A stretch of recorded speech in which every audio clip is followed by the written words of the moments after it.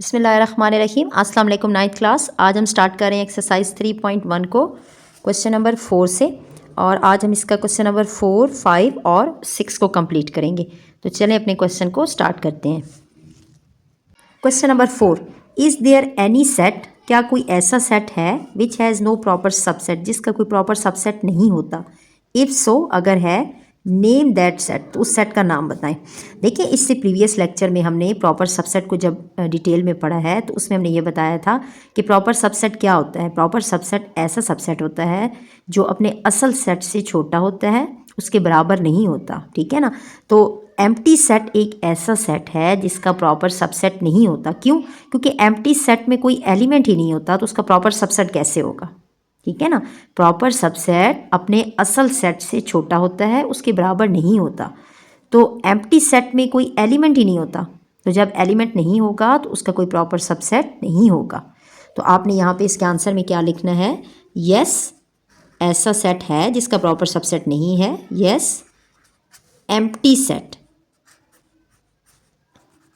Empty set has no proper subset, proper subset. ये आपने एक लाइन डिटेल में लिख देनी है और ये इसी क्वेश्चन का आंसर होगा। और दूसरे लफ्ज़ों में आप ये भी लिख सकते हैं, या फिर आप ये पूरी डिटेल में लिख दें, या फिर ये भी आप लिख सकते हैं यस। एक तो आप यस में आंसर देंगे, ये पूछा गया है ना कि क्या कोई ऐसा सेट है कि जिसका प्रॉपर सबसेट नहीं है, तो आप लिखेंगे यस। और दूसरा फिर आप लिख सकते हैं, उन्होंने नाम पूछा है ना कि ऐसा सेट कौन सा है, तो आप यस और साथ में एम्प्टी सेट की कर्ली ब्रैकेट्स और एम्प्टी सेट लिख दें। ये question number 5, what is the difference between A comma B curly brackets and A comma B, और इसमें डबल ब्रैकेट्स हैं। तो आपसे ये पूछा जा रहा है कि इन दोनों में डिफरेंस बताएं कि इन दोनों में क्या फ़र्क है। ठीक, अब सिंपल सी बात है, जब हमने टेबुलर फॉर्म को डिटेल में पढ़ा है तो टेबुलर फॉर्म में हमने यही बताया था कि जब भी एक एलिमेंट आपने लिखना है तो दूसरे एलिमेंट को लिखने के लिए उसमें आपने कॉमा लगाना है। कॉमे से हमें ये पता चलेगा कि ये और ये दोनों अलग अलग एलिमेंट्स हैं। उसके बाद इनके आपने साइडों पे कर्ली ब्रैकेट्स लगानी है।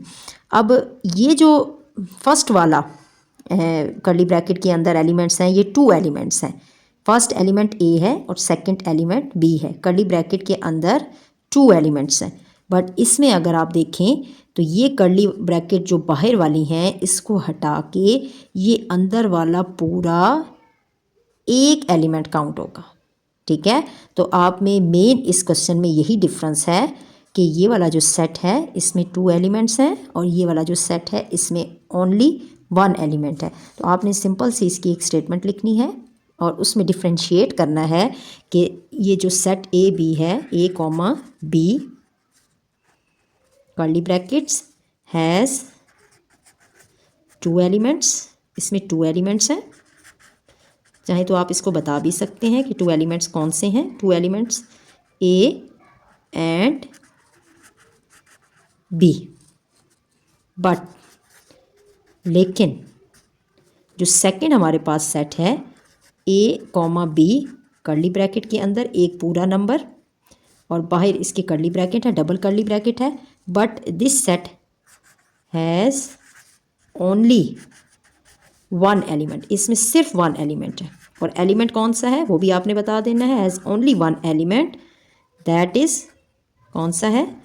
A comma B curly bracket.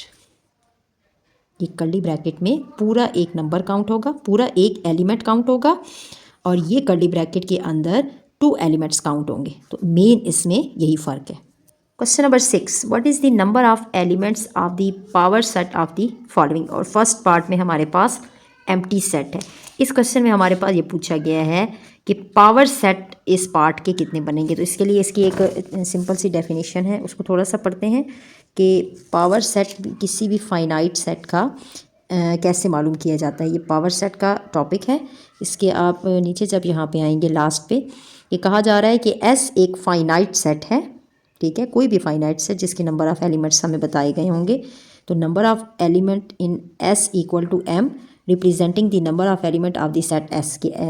ये एम किसको रिप्रेजेंट कर रहा है? जो सेट एस के एलिमेंट्स हैं। जो सेट हमें गिवन होगा ना, एम उसके नंबर्स को रिप्रेजेंट कर रहा है।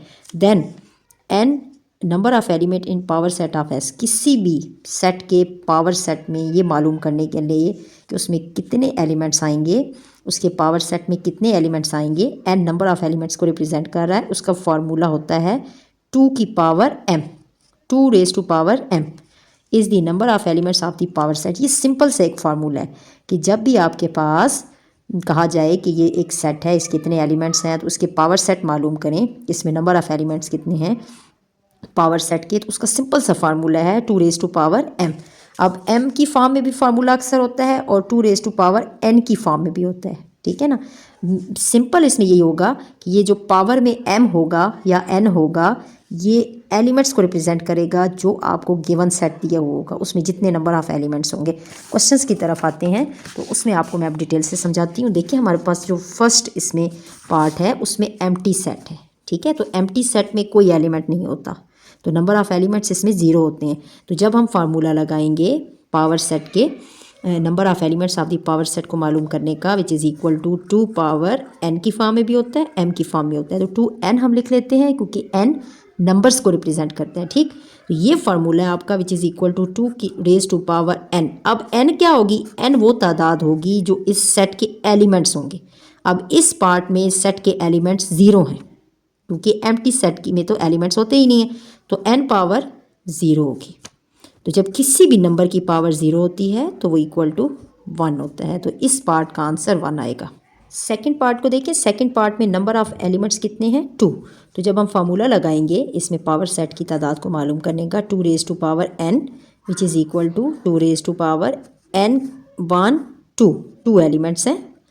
तो 2 रेज टू पावर 2 क्या होगा, 2 को 2 टाइम्स मल्टीप्लाई करेंगे, 2 क्रॉस 2, 2 टाइम्स मल्टीप्लाई करेंगे, तो इसका आंसर आ जाएगा 4। तो इस सेट में जिसमें 2 एलिमेंट्स हैं उसके पावर सेट की तादाद कितनी होगी 4।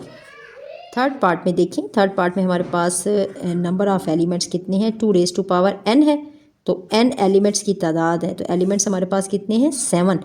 तो जब आप यहाँ पे लिखोगे 2 रेज टू पावर 7, अब 2 रेज टू पावर 7 का ये मतलब है कि आपने 2 को 7 टाइम्स मल्टीप्लाई करना है, ठीक है। 2 क्रॉस 2 क्रॉस 2 और एक और 2, 6 और 1 7।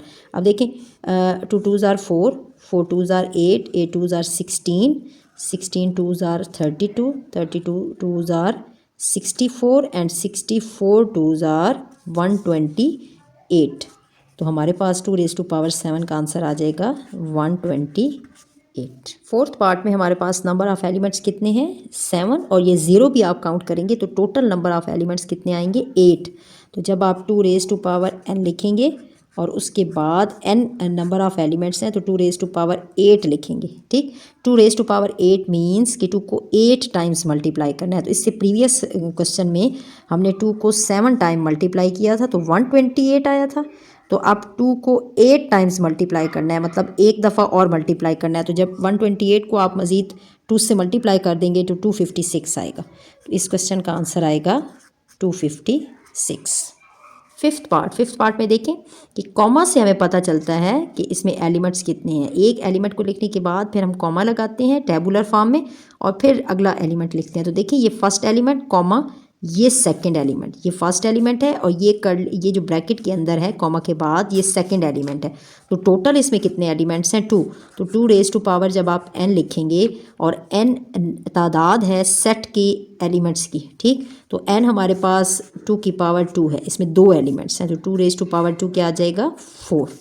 सिक्स पार्ट देखें, सिक्स पार्ट में हमारे पास ये कर्ली ब्रैकेट के अंदर, सबसे पहले तो बाहर कर्ली ब्रैकेट्स है ना, उसके अंदर देखें कर्ली ब्रैकेट के अंदर ये पूरा फर्स्ट एलिमेंट है, उसके बाद कॉमा, ये सेकंड एलिमेंट है और ये पूरा थर्ड एलिमेंट है, ठीक है। तो टोटल इसमें कितने एलिमेंट्स हैं 3 एलिमेंट्स है। तो जब आप फार्मूला लगाओगे पावर सेट के एलिमेंट्स की तादाद को मालूम करने का कि इसमें कितने पावर सेट आएंगे, तो वो फार्मूला होता है 2 रेज टू पावर n।